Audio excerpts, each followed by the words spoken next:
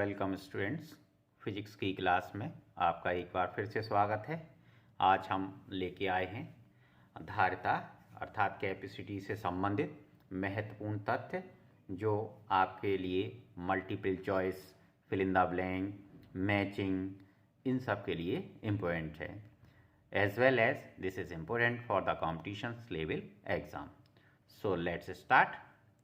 पहला जो बात आती है इसमें कि चालक की धारिता का जो फॉर्मूला होता है C बराबर Q अपॉन V होता है।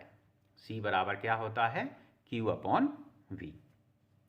दूसरा, धारिता का SI मात्रक फेरड होता है और इसे हम किससे रिप्रेजेंट करते हैं? कैपिटल F से रिप्रेजेंट करते हैं। और 1 म्यू F बराबर 10 की पावर -6 फेरड और 1 पिको फेरड बराबर 10 की घात -12 फेरड।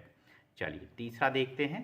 एक फेरड उस चालक की धारिता है जिसे 1 कूलम आवेश देने पर उसके विभव में इकाई वृद्धि कर दे, उसके विभव में 1 वोल्ट की वृद्धि कर दे। तो आप इसको ऐसे भी देख सकते हैं कि C बराबर कितना है? Q अपॉन V है।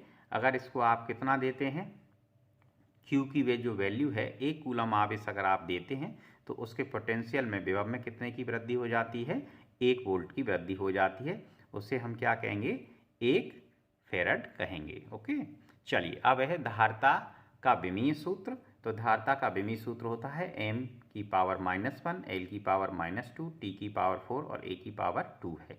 इसमें कोई बहुत बड़ी बात नहीं है, मैं पहले भी इस पर वीडियो बना चुका हूँ कि किस प्रकार से आप विमीय सूत्र निकालेंगे। यहाँ आप देखते हैं कि Q जो है आवेश का आप विमीय सूत्र रखें, V यानी वोल्ट विभव का विमीय सूत्र रखें, ठीक है। तो इससे आप C का विमीय सूत्र बड़े आसानी से प्राप्त कर सकते हैं। चलिए अब हम 5वां पॉइंट देखते हैं। गोलीय चालक की धारिता C = 4πε0r फेरड होती है, ठीक है। और ये जो गोलीय चालक की धारिता है वो त्रिज्या r के प्रोपोर्शनल टू होती है। यदि त्रिज्या r की एक समान आवेशित n बूंदें मिलकर एक बड़ी बूंद बनाती हैं, ध्यान से सुनिए कि स्मॉल r त्रिज्या की बहुत सारी बूंदें हैं, n बूंदें हैं और मिलकर अगर एक बूंद बनाती हैं तो उनकी विभिन्न स्थितियों पर क्या प्रभाव पड़ता है जरा हम ये देखते हैं।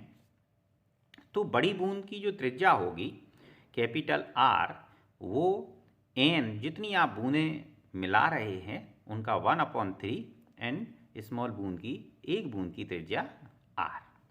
बड़ी बूंद पर आवेश कितना होगा? तो मल्टीप्लाई n जितनी बूंदें आपने मिलाई हैं n और एक छोटी बूंद पर आवेश। जैसे आपने 3 बूंदें मिलाई हैं तो यहाँ 3 आ जाएगा और उस एक छोटी बूंद का जो आवेश है उसको आप यहाँ पे मल्टीप्लाई कर देंगे। इसी प्रकार बड़ी बूंद का विभव निकालने के लिए कितना होता है कि n की पावर 2/3 और एक छोटी बूंद का विभव।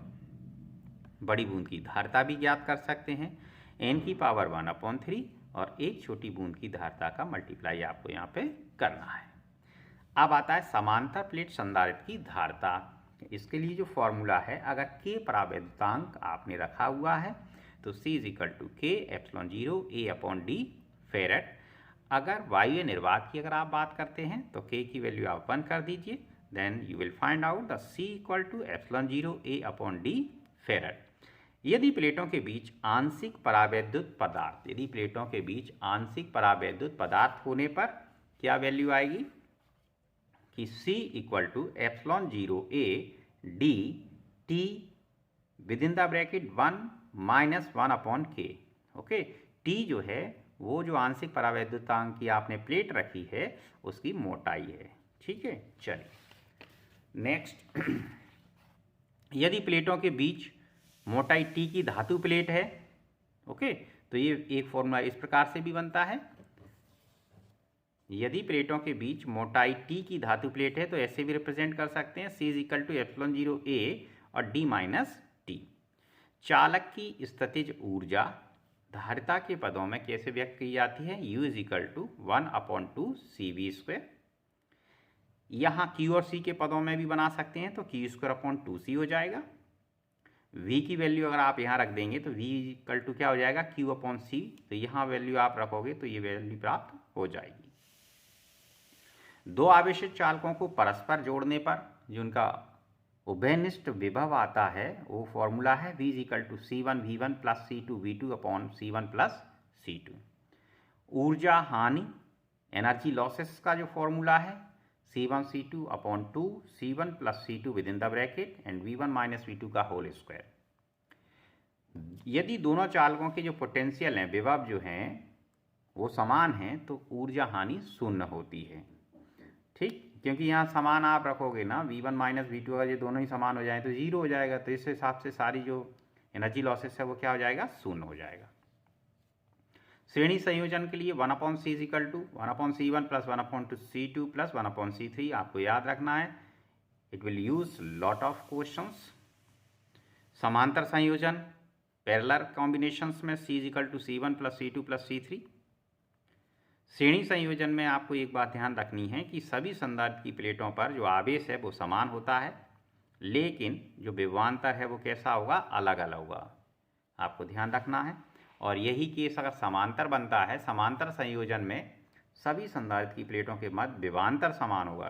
ओके, v की वैल्यू समान होगी और आवेश कैसा होगा, डिफरेंस होगा। तो आज की क्लास के लिए इतना ही। Thank you very much to join class and watching.